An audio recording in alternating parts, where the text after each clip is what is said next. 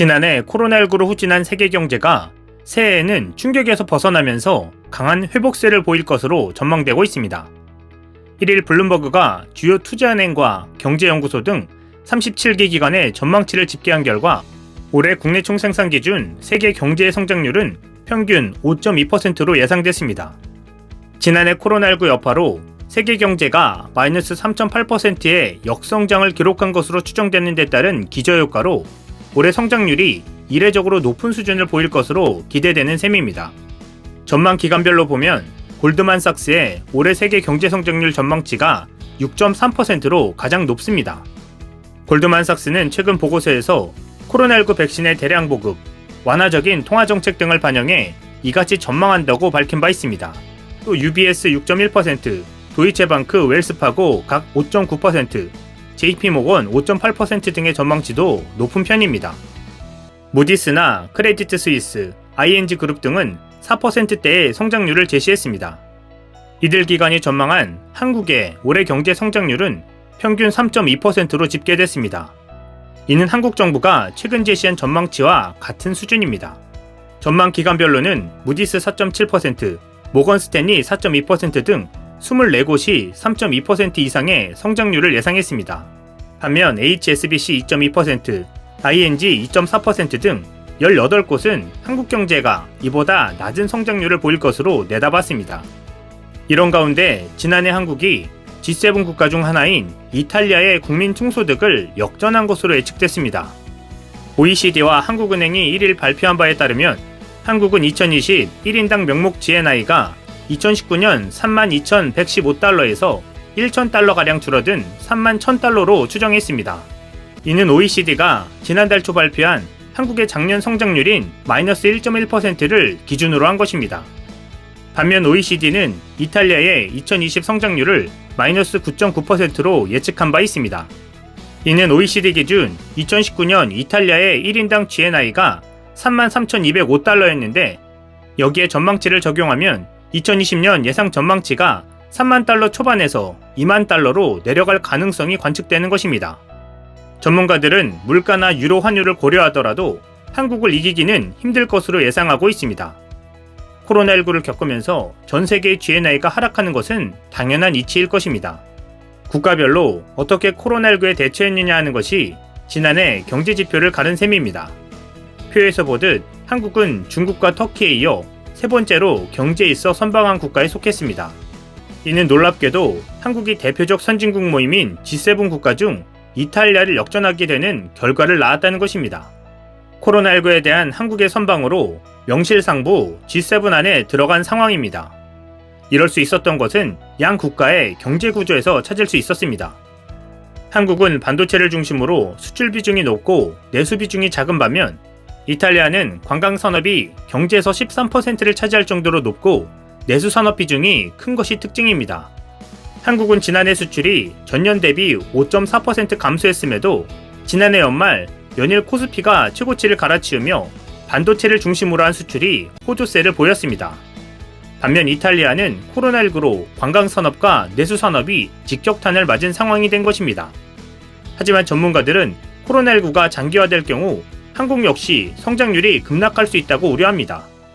연세대 경제학부 김정식 교수는 올해 성장은 역시 코로나19가 지고 있다면서 올해 초에 코로나19가 안정되면 경기가 V자 반등을 이루면서 성장이 지속되고 그렇지 않으면 경기는 더 악화될 소지가 높다고 전망했습니다. 한편 일본은 새해 초부터 미국이 뒤통수를 제대로 때리는 상황이 포착되고 있습니다.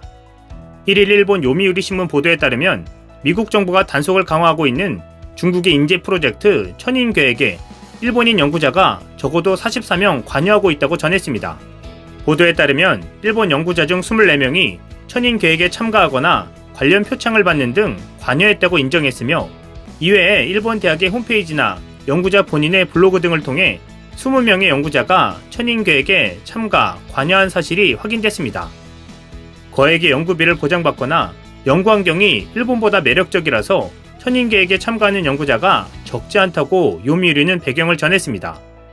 참가자 중 13명의 경우 과거 10년 동안 일본 정부 사업인 과학연구비 조성사업 수령액이 공동 연구를 포함해 1억 엔을 넘긴 이들도 있습니다. 또한 중국군과 가까운 국방 7기에 소속된 연구자도 8명이나 있으며 이 가운데 5명은 과거에 일본 학술회의 회원이었거나 제휴 회원이었다고 요미우리는 전했습니다. 또 로봇 연구를 담당하거나 대량 파괴 무기를 개발한다는 의심을 사고 있는 중국 대학에서 활동하는 이들도 있다고 신문은 지적했습니다. 일본에는 현재 천인계획 참가에 관한 규제가 없으며 학자들의 참가 실태도 명확하게 파악되지 않은 상황입니다. 일본 정부는 정부가 돈을 대는 연구를 대상으로 해외 인재 유치 프로젝트 참가 여부나 외국 자금 수령 여부를 의무적으로 공개하도록 하는 방안을 검토 중입니다. 군사 목적으로 전용될 수 있는 기술이 중국에 유출돼 일본의 안보 환경이 악화할 수 있다는 우려 때문입니다. 천인계획은 세계 정상의 과학기술 강국을 목표로 외국에서 인재를 유치하는 중국 정부나 지방정부 등의 프로젝트이며 2008년부터 국가 차원에서 실시됐습니다. 미국 정부는 천인계획이 교묘한 정보 훔치기, 수출관리 위반에 보수를 지급했다며 감시, 규제 등에 나서고 있습니다. 일본의 배신은 이뿐만이 아닙니다. 미국의 백신이 아닌 중국에서 제조된 코로나19 미승인 백신을 일본 대표 기업의 경영자가 은밀히 막고 있다고 마이니치 신문이 1일 보도한 것입니다. 보도에 따르면 중국 제약업체 시노팜이 제조한 것으로 알려진 코로나19 백신을 중국 공산당 간부와 가까운 중국인 컨설턴트가 들여와 접종을 희망하는 일본 대기업 경영자에게 제공했습니다. 마이니치는 도쿄도 지요다에 있는 이 중국인의 사무실을 방문해 중국산 백신을 맞은 일본인 명단을 확인할 수 있었다고 전했습니다. 명단에는 남녀 18명의 이름과 기업명 등이 기록돼 있었고 이들은 모두 금융회사, 전자제품 생산업체, IT 기업 등 모두 일본을 대표하는 15개 기업의 최고 경영자와 그 가족 및 지인이었습니다. 스가 요시히데 총리의 브레인으로 알려진 최고 경영자의 이름도 있었다고 합니다. 이 중국인은 작년 9월 중국 공산당 간부로부터 우리나라 제약회사와 협력해 일본에서 중국 백신의 지지를 넓혀달라는 부탁을 받았다고 설명했습니다. 그는 중국 회사에서 백신을 받아 공급했고 접종은 병원 등에서 이뤄진 것으로 전해졌습니다. 일본 대기업 경영자들이 아직 정부가 최종 승인하지 않은 중국산 백신을 맞은 이유가 무엇일까요? 작년 11월 22일과 12월 19일 부인과 함께 2회에 걸쳐 이 백신을 맞은 금융회사 사장은 코로나19에 감염되면 자기 관리에 허술함을 드러내는 것이라며 기업 경영자로서 도저히 용서받을 수 없다며 그 이유를 설명했습니다. 일본 정부는 오는 2월부터 의료진을 대상으로 우선 백신 접종을 시작할 예정이어서 그 전에 중국산 백신을 맞았다는 설명인 셈입니다.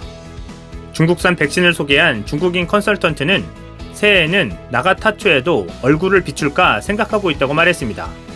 나가타초는 국회와 수상 관저가 있는 곳으로 일본 정계를 의미합니다. 마이니치 신문은 자신이 사용할 목적이 아닌 용도로 해외에서 백신을 들여오는 것은 불법일 가능성이 있다면서 중국 측이 백신을 지렛대로 영향력 확대를 노리는 모습이 드러났다고 지적했습니다. 일본이 중국과의 밀월적 관계가 이루어지고 있는 것은 최애 동맹국인 미국으로서도 방관할 수 없는 모양새가 되고 있습니다.